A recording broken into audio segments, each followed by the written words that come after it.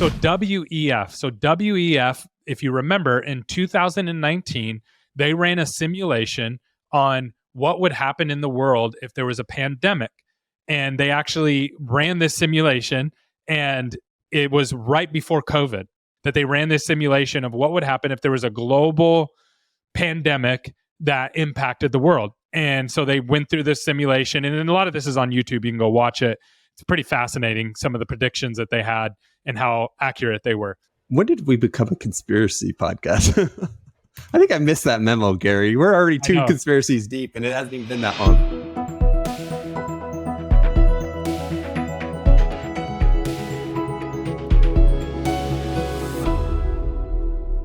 Welcome to another episode of Dental Rift. I'm your co-host, Gary Bird. I'm the CEO of SMC National. We help provide predictable new patient flow for offices just like yours. My name is Tanner Applegate, CEO and co-founder of Unified Dental. We are a software solution for dental that helps manage all those million different passwords and apps and software and blah, blah, blah. All right. I got two topics today, Tanner, that I think are going to be really important to the listeners, and I really want to get your take on this. So number one is around Congress. Multiple congressmen selling their Microsoft shares recently, and all at the same time. And then number two is WEF. Have you ever heard of WEF? I haven't. Okay. Well, this is going to be good. WEF cyber attack. Which one do you want to do first? I always love congressmen in the gray area, potentially looking for a slap on the wrist. Okay, so in Congress, Tanner, this is wild, right? Everybody saw the thing about Nancy Pelosi and how her husband is like the best stock picker of all time, and obviously he's picking stocks based on the information that she's getting from Congress, and she knows when law allegedly, but there's no law against it. But there's no law against Nancy it, Tanner. Pelosi. Yeah, there's no law against it. You're allowed to go buy, as a congressman, you're allowed to go buy stocks and things like that, and you can use the information that you've learned from being a congressman, right? So there's no rules against it. Just recently, like last week, a bunch of congressmen, I think there was like 4 or 5 that were listed, and you can go look this up on TikTok. They sold their position in Microsoft all at the same time, and it added up to like $5 million in Microsoft or something like that. Tons of shares. Like, this is a big movement for all these people to do at the same time. So here's the conspiracy theory. The conspiracy theory is Google dropped the ball, didn't act. Microsoft did on the AI front.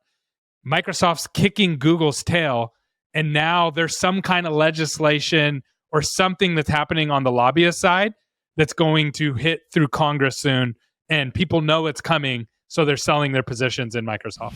Hey, sorry to disrupt the show, but I just have a quick commercial for you. We are going to be hosting 4 events over the next 12 months, and we're doing a little bit of everything for everybody. We have something around Full Arch. We have something for those that manage marketing. We have something for those that want to scale their practice at Dykema. And then also we have something next year that's for everybody in your practice to learn business skills and to really maximize the opportunities for you to grow your offices. You're not going to want to miss these. Visit smcnational.com/events. These are going to be the premier events that you're going to want to go to make sure that you're getting the tactical skills that you need to continue to grow the way that you want, because at SMC, we're all about growing. How does Google impact that, though? I mean, if the legislation is coming down that's going to impact Microsoft, that doesn't benefit. It's not like they turned around and bought Google. I don't know. I didn't get that much out of the TikTok. So they did. Come on, TikTokers, improve your quality. Well, it's fascinating. This has happened before, right? Where congressmen have come out and sold their positions, and then shortly thereafter we find bills. Remember with Tesla, there was a time there where all of a sudden everybody started buying electric car shares, and then right after, Joe Biden came out and said the government's about to buy a bunch of new electric cars. And I don't remember if it was Tesla or some other company. It was some electric car company, and everybody already had their position in that electric car company, because they knew this was coming down the pipeline, that the government was about to make this huge purchase. So something's happening. The natural inclination is it somehow plays into Google, or some kind of legislation where they're going to be like, look, this AI is too powerful and it's making up too much information. We need to rein it back in. That's my guess. That is exactly my guess, is because right now there's so much anxiety around the potential of this, that what better than big bad government to get in and help rein in this anxiety and solve the problem, right?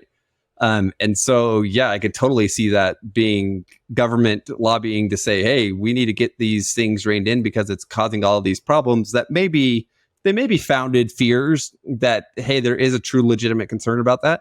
But a lot of it is also just like unknown or acceptance, kind of where we're at in this whole transition of AI. So I could totally see legislation, or at least proposals of legislation, happening that will impact it immediately. I would be amazed though if it actually followed through completely. But that's the reality, is like public perception of stock prices don't actually matter on what ends up happening. It just matters on what perceived to have happened. Exactly. And your prediction of what the future is going to look like. So that's really, really interesting. This other one's going to impact dental offices more directly, though. So WEF. So WEF, if you remember, in 2019, they ran a simulation on what would happen in the world if there was a pandemic. And they actually ran this simulation, and it was right before COVID. So only, I think it was less than a year before, that they ran this simulation of what would happen if there was a global pandemic that impacted the world. And so they went through this simulation, and a lot of this is on YouTube. You can go watch it. It's pretty fascinating, some of the predictions that they had and how accurate they were. Okay, now, recently they did a cyber attack conference. So they did this whole simulation, how there's going to be a cyber attack in the near future. And this cyber attack is actually going to, how it's going to impact the world, and et cetera, et cetera, et cetera. At the same time, we've been hearing all this news about cyber attacks and like people, breaching different agencies and companies and all those kind of things. So the again, conspiracy theory is, because these guys are kind of forecasting this is where people need to start paying attention, whether it's a legitimate, they kind of know the future and they know what's going to happen, and so they're predicting it, or just from the standpoint of businesses are dealing with this is kind of where we're at. This is the next big threat. When did we become a conspiracy podcast? I think I missed that memo, Gary. We're already two conspiracies deep, and it hasn't even been that long. All right, so tell me your thoughts about that. You filled me in now. Give me your thoughts on it. Do you think it's legit? I think here's the way I look at it. If you look at our society right now, what would happen if the internet went out for a week? Right. We'd all be screwed. Yeah, right. Like, you'd be able to survive, but you wouldn't be able to, businesses wouldn't be able to operate, and you wouldn't be able to buy a lot of things. Like here in Southern California, most people don't take, or I wouldn't say most, a lot of people don't take cash anymore. Everything is just with card or with your phone. And that's going to become more and more common. And so what will happen is infrastructures will crumble. It won't take very long. And I'm not like saying from a conspiracy theory, like, hey, this is something that's going to happen. It's just a matter of when it happens. And it can happen two ways. It could happen maliciously, from someone attacking from the outside in, or it could happen by accident from a disaster or something that impacts America. And when you think, it used to be, before the internet, it used to be like, oh, we got to protect our power grids, right? Because that's really, really important. But now you have this infrastructure of the web, and it's not really clear who or how it's being controlled at all times from a protective standpoint. Because when you see these big companies being hacked and having all their information stolen, it kind of shows that we are vulnerable in that way. So that's how my point of view is this. It's not a matter of if, it's a matter of when. So I'm going to play protagonist here, antagonist, whatever. That makes you the bad guy if I'm the good guy. So okay, good.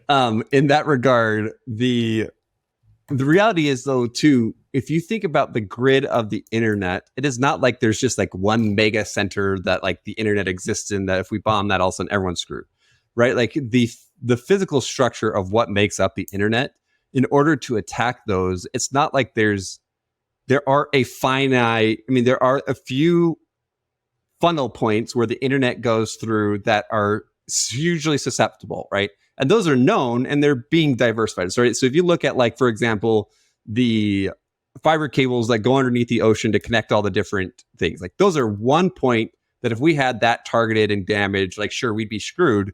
But at the same time, like those are literally buried on the ocean floors, hundreds of millions of miles deep. Like in order to get there to destroy infrastructure, the amount of work it costs to build it, the amount of work it would cost, it would be similar to the amount of cost it would have to go in and destroy it.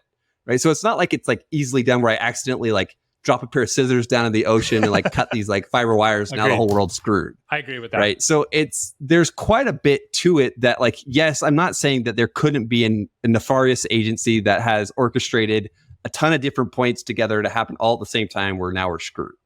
Right. Like, but the reality is too, is like, as much as I'd like to believe, there's also a lot of resiliency turnover in things like the internet too. Right. Like it's not like, what do you mean Google by that? Google has just their servers set up in one world, right? It's like we cut that fiber across the United States and all of a sudden I can't use Google, right? No, Google has so many different servers in which you're pinging from different geolocations that like, sure, you may not be able to access some like individual small business server that exists in the UK that is no longer replicated in the United States. But the reality is like, that's why cloud is so powerful, is because replication exists. We're now physically, we're at less of a risk than we were before when it was only in one physical location. That's a really, really good point. So let's focus on the micro level where businesses are at a they're, threat. To me, a way more of a concern than these other ones. Because if I go into it, it's like, let's obviously start with dental. If I go to a dental office, the dentist office is trying to skimp as much as possible on their IT costs.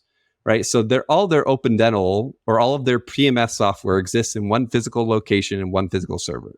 Right. Tackling that server. Yeah, you are way more at a higher risk to have somebody come in and hold you ransom for that than you are saying the whole internet's going to go down and the whole government's like screwed. Right. So yes, to me, that would be a bigger concern. And honestly, I think that dental is one of the top areas where people are trying to target because they do skimp on IT costs. There's not redundancies. They are still a lot of local premise servers instead of like in cloud servers, et cetera. That yes, I would agree that there is a lot more likelihood of them, but that's nothing new. That's nothing that I need the WEF to tell me. It's something that like you can sit there and observe just by conversations. Yeah. So do you have specific examples of people who have been taken advantage of in the dental industry around this cybersecurity? I'm an example. I got hacked. I mean, it's not a matter of who, it's a matter of when. Everyone's going to have it to some degree. How prepared are you or not is a better conversation, right? Could you tell me what happened? What happened? I didn't know about that. Yeah. So this was a long time ago. So this is, oh man, it was a stressful time of life. We were looking to sell this practice. We got hit like a week before close with this ransomware, and our, as always, backup server that we consciously thought was going really well didn't actually back up the way that we thought. And so we were like 2 or 3 months behind in backups if we restored from them. And the ransomware, what happened was I caught it at a point where it was mid encrypting. And so I was able to cut them off access. And now I had this database that was like 50% encrypted, but 50% not. Right. And so I went through all my normal channels, figuring out, hey, how do I make this work, et cetera. And like Open Dental couldn't help me. All these third-party tools that were backing up my data couldn't help me, et cetera, et cetera. And it eventually came down to it where I was like, I remember this vividly. My wife and I were supposed to go on vacation, and this is just another example of why she hated entrepreneurship. But I was like, babe, sorry, I can't do this trip to Hawaii. Like, I got to stay here. And I had to manually go in table to table and repair this file in order to sell the practice. And obviously we like let the buyer know like, hey, this happened. We repaired it, but there's still like these issues and such. And we're luckily enough, he was still willing to go through it. Like he was excited enough about the deal. But man, it was a stressful time because I was like, if I can't fix this database by myself, like we literally aren't going to be able to. So one of those times, luckily it ended up positive, but it was a freaking stressful time. And I learned a lot about Open Dental's database structure because of it. So what do you were about to go into like how to protect yourself from this? How do you protect your office from this kind of stuff? Make sure you have your do backup tests. You can do that, right? Make sure that you're backing up locally. Make sure that you're backing up into the cloud, and don't just like trust the company that you're paying to say, yeah, they're doing it, right? Like you need to get some physical evidence of like, okay, let's simulate this weekend a disaster happening in our office. What happens, right? Like if you don't have that, you may feel like you're protected from it because your IT company promises you up and down that they are. But in reality, when it comes down to it, they also fail just as much as your Anybody crown else, do every time you try to prep your crown. That's awesome. Well, this is let us know in the comments below. Should we do all conspiracy theories now, or should we focus on all chat GPT AI? There we go. Chat GPT dental. Yeah, we can be chat GPT. We can do AI and conspiracy theories. So no, this has been an interesting one, Tanner. I appreciate you playing along with me. You have a good one. All right. All right. Talk to you soon. Later.